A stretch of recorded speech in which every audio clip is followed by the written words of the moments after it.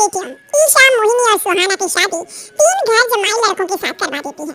उन्हें लगता है कि ये लड़के शायद घर का कामकाज संभाल लेंगे, लेकिन उनके तीनों घर जमाई बहुत आलसी थे। वो नौकरी भी नहीं करते थे और बाहर का काम भी नहीं। कावेरी जी ने अपनी बेटियों से कहा कि वो प्रेगनेंसी का बहाना बनाकर अपने पतियों को सबक सिखाएं। अब सुनिए आगे। मम्मी, आपने जैसा कहा था हमने वैसा ही किया, लेकिन देखिए ना, विवेक का हाल तो वैसा का वैसा ही है। घर में ना सुबह का नाश्ता बनता है और ना खाना। नौकरी पर जाने की बात करूं तो खाने को दौड़ता है मुझे। हाँ मम्मी, मैंने भी सुमित को कितनी बार कहा कि अगर नौकरी नहीं करनी तो कोई छोटी सी दुकान ही खोल लो, घर का खर्चा कैसे चलेगा। देखो दोपहर के 12 बजने आए और जनाब अभी तक सो रहे हैं। हाँ मम्मी, ईशा और सुहाना ठीक कहती है। अविनाश का भी यही हाल है। जब मैंने अपनी प्रेगनेंसी के बारे में कहा तो मुझसे कहने लगा, अरे दूसरी लड़कियां तो 9 महीने तक नौकरी करती है, बस डिलीवरी के टाइम छुट्टी लेती है। मोहिनी, तुम भी नौकरी करो। अब मुझे कहाँ नौकरी मिलेगी। मम्मी बताओ अब मैं क्या करूं। हे भगवान, क्या सोचकर घर जमाई दामाद लाई थी मैं कि मेरी बेटियां मेरे पास रहेंगी और खुश रहेंगी, लेकिन इन आलसी दामादों ने तो हमारी जिंदगी को भी प्रॉब्लम में डाल दिया है। मैं तो कहती हूँ मम्मी, हम लोग वापस अपनी जॉब पे जाना शुरू कर देते हैं। बता देते हैं इन लोगों को कि हमने प्रेगनेंसी का बहाना किया है। नहीं नहीं बेटा, ऐसी गलती भी मत करना। अगर तुमने ऐसा किया तो इन तीनों की आदत और खराब हो जाएगी। अरे आज नहीं तो कल कभी तो तुम प्रेग्नेंट होगी, तब वापस यही प्रॉब्लम आएगी, तब क्या करोगी तुम तीनों। हाँ मम्मी, आपकी बात तो बिल्कुल सही है। इन लोगों को तो सुधारना ही पड़ेगा। लेकिन कैसे? अपने बच्चों की आने की खबर सुनकर भी इन लोगों पर कोई असर नहीं हो रहा। पैसे कमाने के लिए घर से बाहर निकलना ही नहीं चाहते ये तीनों। अब मेरे दिमाग में प्लान आया है। तुम तीनों चिंता मत करो, उन तीनों को बुलाओ, फिर मैं बात करती हूँ। थोड़ी देर बाद कावेरी जी अपने तीनों दामादों को सामने बुलाकर अपनी बात कहना शुरू करती हैं। अविनाश, सुमित और विवेक, देखो बेटा, मैं ना तुम तीनों से बड़ा प्यार करती हूँ, इसलिए तो तुम्हें घर जमाई बना के रखा है मैंने। अरे मम्मी जी, सीधे सीधे कहिए ना, क्या बात है। प्यार तो हम भी आपको बहुत करते हैं। अरे मम्मी जी, आपकी इज्जत भी बहुत करते हैं। अरे भई, आपके जैसी सास और कमाने वाली बीवी सबको मिलती है क्या। हाँ मम्मी, विवेक और सुमित ठीक कह रहे हैं। आपकी बेटी से शादी करके मेरी तो जिंदगी ही अच्छी हो गई है। जानती हूँ मैं, और ये भी जानती हूँ कि तुम तीनों अपने अपनी बीवियों से बहुत प्यार करते हो।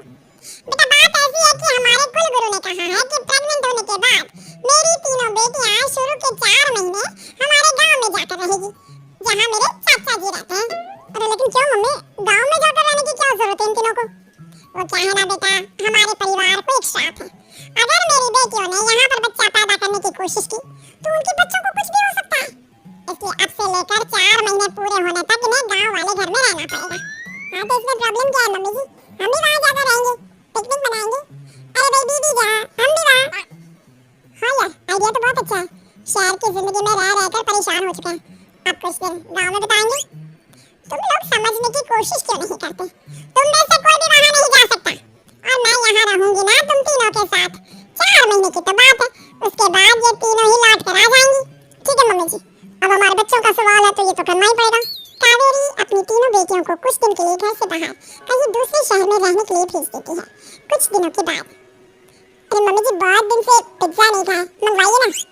क्या बताऊं बेटा, पहले तो बेटियां खर्चा दे देती थी क्योंकि उनकी नौकरी थी, लेकिन अब तो मेरे पास पैसे ही नहीं बचे। थोड़े बहुत पैसे हैं जो बच्चों की डिलीवरी में काम आएंगे। लेकिन मम्मी जी, आपकी बेटियों को वापस आने में तो अभी बहुत वक्त बाकी है। वही सोच सोच कर परेशान हो रही हूँ। सोच रही हूँ कल से दूध भी बंद करवा देती हूँ।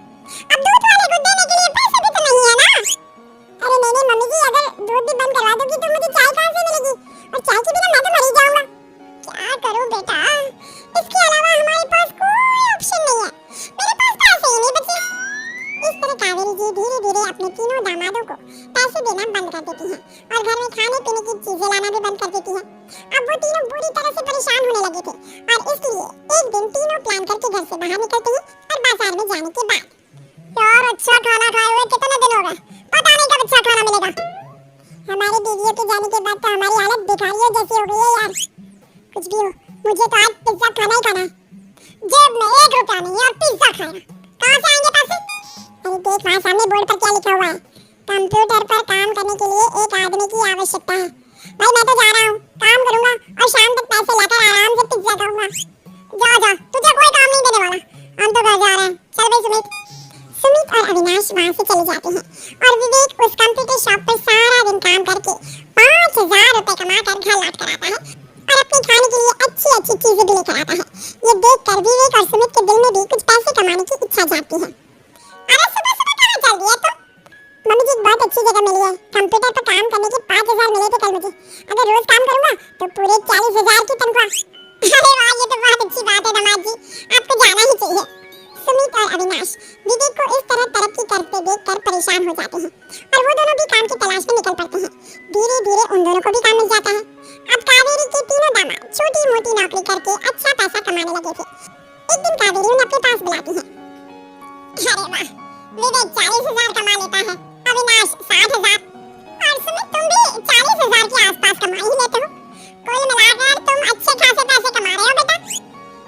हाँ मम्मी जी, बहुत मजा आता है जब महीने के अंत में मोटी रकम हाथ में आती है।